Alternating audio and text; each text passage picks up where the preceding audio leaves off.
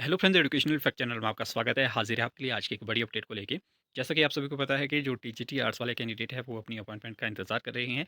और 2-3 दिन पहले हमने आपको अपडेट दी थी कि उसमें एक केस चला है, जो आप देख सकते हैं यहाँ पे केस नंबर वगैरह। उसमें अगली जो हियरिंग थी वो 12 तारीख को रखी गई थी, लेकिन अच्छी बात आप सभी के लिए ये है कि उसको जो है वो प्रीपोन यहाँ पे कर दिया गया है।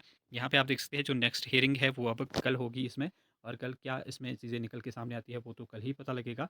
लेकिन जो केस है, ये केस आपको पता ही है कि इसमें एससी बीपीएल कैंडिडेट हैं। ये आपकी जो पिटिशनर है इसमें कृष्णा कुमारी, इन्होंने इनका कहना है, ये जो मोटा-मोटा मुझे आइडिया है कि जो एससी बीपीएल की टोटल कैंडिडेट की लिस्ट है, उसमें 3 कैंडिडेट ऐसे हैं जिनके मार्क्स जो है वो जनरल की कट ऑफ से ऊपर है। यानी कि अगर उनको वहाँ पे शिफ्ट कर दिया जाता, तो इनका जो नंबर है कृष्णा कुमारी का, ये है वेटिंग लिस्ट में पहले नंबर पे, तो इनका जो नंबर है वो आ जाना था। इस वजह से ये केस हुआ है। अब इसमें जवाब माँगा गया था और जवाब के लिए समय दिया गया था 2-3 हफ्ते का, लेकिन यहाँ पे जो है वो 30 तारीख तक ये जो है वो समय अब दिया गया है और 30 तारीख को इसमें हियरिंग होने वाली है। यहाँ पे आप देख सकते हैं।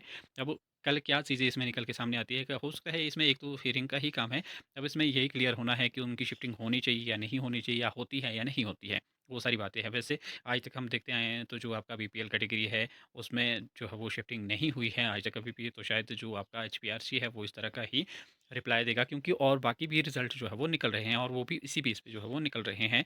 तो अगर इसमें चेंजेस लाना पड़ेगा तो वो अब इन प्रोसेस जो भर्ती चली है उसमें तो कोई नया चेंजेस ला आ नहीं सकता। अगर नया चेंजेस आएगा तो वो अगली भर्तियों में आएगा। और दूसरी अपडेट आपकी ये भी है टीजीटी आर्ट्स से रिगार्डिंग, जो सूत्रों के हवाले से खबर मिल रही है। अब आपके जो अपॉइंटमेंट ऑर्डर्स है वो आपके सेक्रेटरीट चली गई है फाइल, और जैसे ही वहाँ से निकलेगी और जल्द ही उसमें आपको फिर जैसे ही वो एजुकेशन बोर्ड में पहुँचेगी, मतलब आपके डायरेक्टरेट में, तो वैसे ही उसके जो ऑर्डर है वो भी ऑटो आपके हो जाएँगे। यानी कि इसमें ज़्यादा समय अब लगने वाला नहीं है। अगर ये भी केस भी फ्री हो जाता है या नहीं भी होता है, तो मेरे हिसाब से केस अगर क्लियर भी नहीं होता है तब भी इसमें ज़्यादा इफ़ेक्ट नहीं करेगा, क्योंकि इस तरह का कोई ऑर्डर नहीं है कि अपॉइंटमेंट ऑर्डर को डिले किया जाए या होल्ड किया जाए, ऐसा कोई कुछ नहीं है।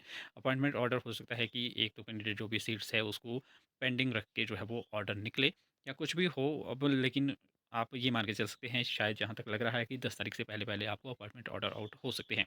बाकी कल क्या अपडेट इसकी रहती है, वो मैं आपको कल अपडेट दूँगा। अच्छी खबर यही है। बाकी जेबीटी रिज़ल्ट की बात करें तो जेबीटी का रिज़ल्ट आपका फाइनल रिज़ल्ट की मैं बात कर रहा हूँ, वो आपका 5 तारीख के आस-पास देखने को मिल सकता है। और बात करें सीबीएसई के रिज़ल्ट की, तो वैसे मुझे तो ये लग रहा है कि 15 के आस-पास आपका रिज़ल्ट आ सकता है। अगर जल्दी आता है तो अच्छी बात है, लेकिन 15 के आस-पास आपका रिज़ल्ट देखने को सीबीएसई का मिल सकता है। तो क्या अभी के लिए इतना ही।